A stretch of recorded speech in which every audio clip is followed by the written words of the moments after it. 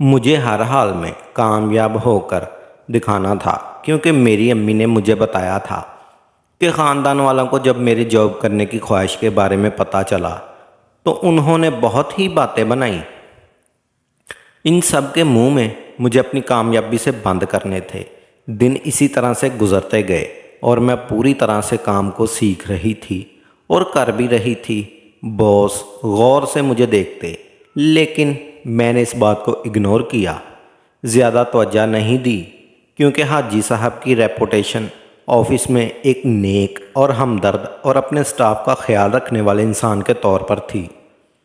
میری پہلی سیلری مجھے ملی تو میری خوشی کا کوئی ٹھکانہ نہ تھا۔ اسی دن جمعہ تھا، ہفتہ اتوار کو ہمارے آفس میں چھٹی ہوتی تھی۔ میں نے اس سیلری میں سے سب گھر والوں کو ہوٹل میں کھانا کھلایا اور سب کو ہی کچھ نہ کچھ اچھے گفٹ بھی دیے، اور تھوڑے بہتے پیسے میں نے اپنی ذات پر خرچ کے لیے رکھ لیے۔ پارلر جا کر اپنے آپ کو اپڈیٹ کروایا، کچھ نئے سوٹ خریدے، شوز خریدے اور کچھ اچھے پرفیوم خریدے۔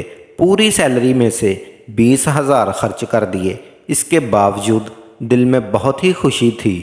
2 دن کی چھٹی کے بعد جب میں آفس پہنچی تو سب لوگوں نے مجھ سے پہلی سیلری کی مٹھائی کا تقاضا کیا، تو میں نے کہا کہ ٹھیک ہے، آج شام کی چائے پہ کچھ ارینج کر لیں۔ میری طرف سے اپنی کمائی کا احساس ہی بڑا خوش کن تھا۔ یہ پہلی سیلری لے کر اور اسے خرچ کر کے مجھے اندازہ ہوا آج میرے چہرے پر ایک الگ ہی خوشی اور چمک تھی، جس کو حاجی صاحب نے بھی محسوس کیا، اور پہلی بار انہوں نے میری ڈریسنگ اور خوبصورتی کی تعریف کی اور پوچھا، مس سمیرا، آج آپ بہت خوش نظر آ رہی ہیں۔ تو میں نے کہا، جی حاجی صاحب، زندگی کی پہلی کمائی کی خوشی ہے۔ تو انہوں نے مجھے مبارکباد دی اور فیوچر کے لیے بیسٹ وشز بھی دی۔ مجھے ان کا تعریف کرنا ایک بزنس مین کی حیثیت سے بہت ہی اچھا لگا، اور اگلے کئی دن میں صرف اسی وجہ سے اچھی طرح سے تیار ہو کے جاتی کہ حاجی صاحب میری تعریف کریں گے۔ وہ کرتے بھی تھے۔ ان کے ساتھ رہتے ہوئے ان کی بہت سی عادات مجھے پتہ چل چکی تھی، اور میں اس کا خیال رکھتی تھی کہ ان کی چائے یا کافی کا ٹائم ہوتا تو آفس بوائے سے کہہ کر منگوا دیتی، جس سے وہ بہت ہی خوش ہوتے۔ ایک دن میں اپنا نیا سلا ہوا سوٹ، جو کہ جدید فیشن کے مطابق تھا، شارٹ لینتھ شرٹ تھی اور اس کے نیچے ٹراؤزر تھا، بلیک کلر کا فومک کیپس والی شرٹ تھی، اور شرٹ کا اگلا کافی کھلا ہوا تھا، لیکن میرے استعاری کے صرف وہی دیکھ سکتا تھا جو میرے آفس میں آتا، کیونکہ آفس سے باہر میں بڑی سی چادر لپیٹ کر آتی ہوں۔ اور پھر حاجی صاحب اپنے ٹائم پر آئے، میں نے سلام کیا اور وہ جواب دے کر اپنی جگہ پر بیٹھ گئے۔ ایک نظر میری طرف ڈالی، لیکن کچھ نہیں، اور اپنے کام میں مصروف ہو گئے۔ ایسے ہی دن گزر گیا اور میں ان کی طرف سے تعریف کے لحاظ کی منتظر تھی۔ آفس کا ٹائم ختم ہونے کے بعد میں گھر آ گئی۔ دل کچھ بجھا بجھا سا تھا۔ میں نے اتنی تیاری کی، لیکن اس نے کوئی تعریف نہیں کی۔ شام کو عشاء کے بعد میرے نمبر پر باس کا فون آیا، اور کوئی نئی بات نہیں تھی۔ کسی بھی کام کے سلسلے میں پہلے بھی فون کر لیا کرتے تھے۔ میں نے سلام کیا اور حاجی صاحب نے حال چال پوچھا اور ایک فائل کے بارے میں پوچھا، جو میں نے بتا دیا۔ پھر بولے، سمیرا آج بہت ہی پیاری لگ رہی تھی، بس میں کچھ ڈسٹرب تھا دن میں، اس لیے کوئی بات نہیں کر سکا۔ ایسے ہی ہمیشہ رہا کرو، بہت خوبصورت لگتی ہو۔ اور کال کاٹ دی۔ لڑکی جتنی مرضی مغرور ہو، لیکن اپنی تعریف سب کو ہی اپنی اچھی لگتی ہے، اور مجھے بھی اچھی لگی۔ اگلے دن میں اسی طرح تیار ہو کر گئی تو باس پہلے سے آئے ہوئے تھے۔ میری ٹیبل پر ایک پھولوں کا گفٹ رکھا ہوا تھا۔ میں نے پوچھا، یہ کہاں سے آیا؟ تو کہنے لگے، یہ میری طرف سے آپ کو گفٹ ہے۔ میں نے کہا، سر اس کی کیا ضرورت تھی؟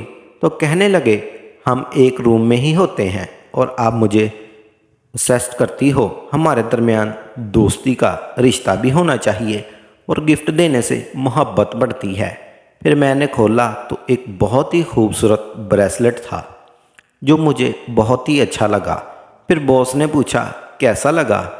میں نے کہا بہت اچھا ہے۔